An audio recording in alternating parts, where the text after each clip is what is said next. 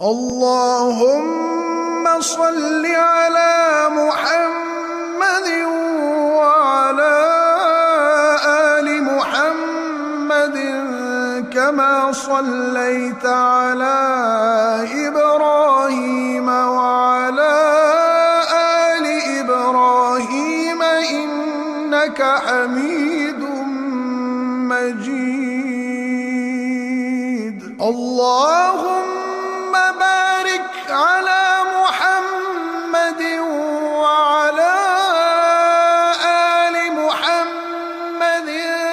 كما باركت على إبراهيم وعلى آل إبراهيم إنك حميد مجيد.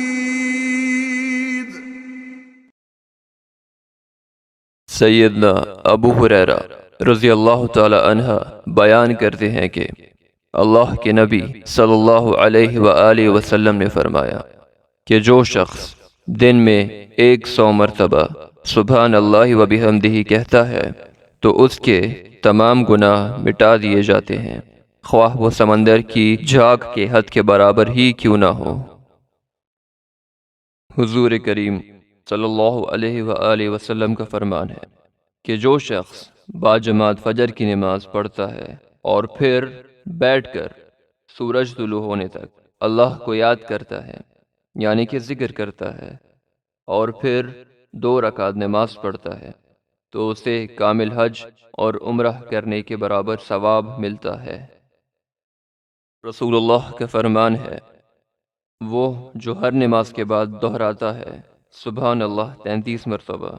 الحمدللہ 33 مرتبہ، اللہ اکبر 33 مرتبہ، اور 100 مکمل کرتا ہے یہ کہہ کر کہ لا الہ الا اللہ وحدہ لا شریک لہ لہ الملک ولہ الحمد وہو علی کل شیء قدیر، تو اس کے تمام گناہوں کو معاف کر دیا جاتا ہے، خواہ وہ سمندر کی سطح پر جھاگ جتنے بڑے کیوں نہ ہو۔ حضرت ابو ایوب انصاری رضی اللہ تعالی عنہ بیان کرتے ہیں کہ رسول اللہ صلی اللہ علیہ وآلہ وسلم نے فرمایا وہ جو 10 مرتبہ کہتا ہے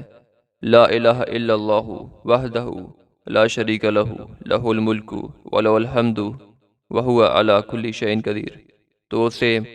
حضرت اسماعیل علیہ السلام کی آل سے 4 غلاموں کو آزاد کرنے کے برابر انعام حاصل ہوگا۔ حضرت ابو ہریرہ رضی اللہ تعالی عنہ روایت کرتے ہیں کہ رسول اللہ علیہ السلام نے فرمایا 2 کلمات ایسے ہیں جو زبان پر ہلکے ہیں مگر میزان پر بھاری ہیں اور رحمان کو بہت پیارے ہیں، وہ کلمات ہیں سبحان اللہ و بحمدہ سبحان اللہ العظیم۔ ابو سعید خدری رضی اللہ تعالی عنہ نے نبی کریم صلی اللہ علیہ وآلہ وسلم سے روایت کیا کہ اللہ کا ذکر اتنا کرو کہ لوگ تمہیں مجنوں یعنی کہ دیوانہ کہنے لگیں۔